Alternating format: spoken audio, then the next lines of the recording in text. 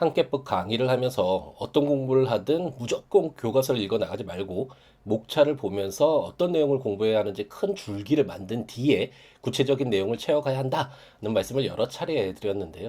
철학 공부도 마찬가지로 전체적인 체계를 어느 정도 확인한 뒤에 구체적인 내용을 읽어 나가는 것이 좋은 공부 방법이 될 것입니다.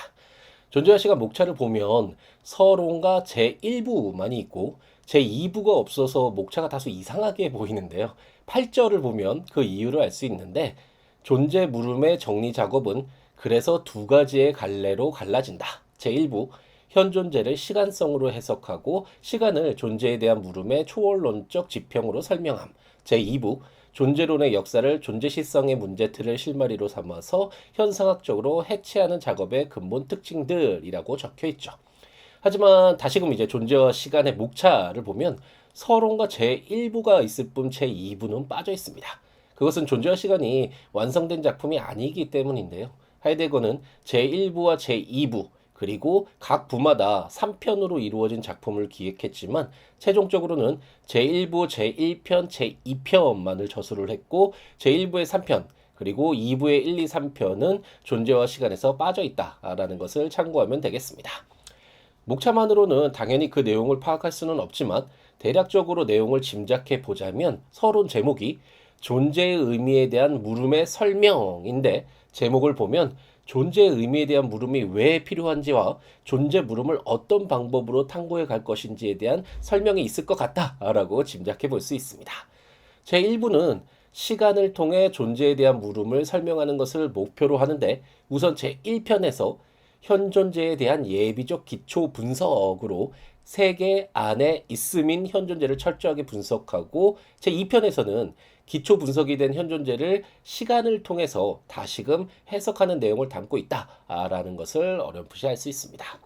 존재와 시간을 소개하는 글에서 존재와 시간이 존재자가 아니라 존재의 의미를 알기 위한 과정이다라고 말씀을 드렸는데요. 우리가 잠시 존재라는 것을 생각을 해보면 그래 우리가 살아있는 것 이라며 친근하게 느껴지다가도 그래서 존재가 과연 무엇일까라고 구체적으로 생각을 해보면 답이 잘 나오지 않는 것을 알게 됩니다. 하이데거는 이렇게 알 듯 모를 듯한 존재의 의미를 찾는 여행을 시작했다고 할 수 있는데 하이데거로서도 막막한 존재의 의미를 찾아 나가기 위해선 그 시작점이 필요했겠죠. 하이데거는 우선 인간을 대상으로 해서 인간의 존재를 분석하며 존재의 의미를 구체적으로 채워가려고 합니다. 다만 우리가 인간이라는 개념을 떠올리면 이성적인 동물 등으로 예전의 개념에 빠질 수 있기 때문에 현존재라는 새로운 용어를 사용하죠. 현존재는 독일어로 다자인이라고 하는데 존재가 거기에 있는 존재자라고 해석할 수 있습니다.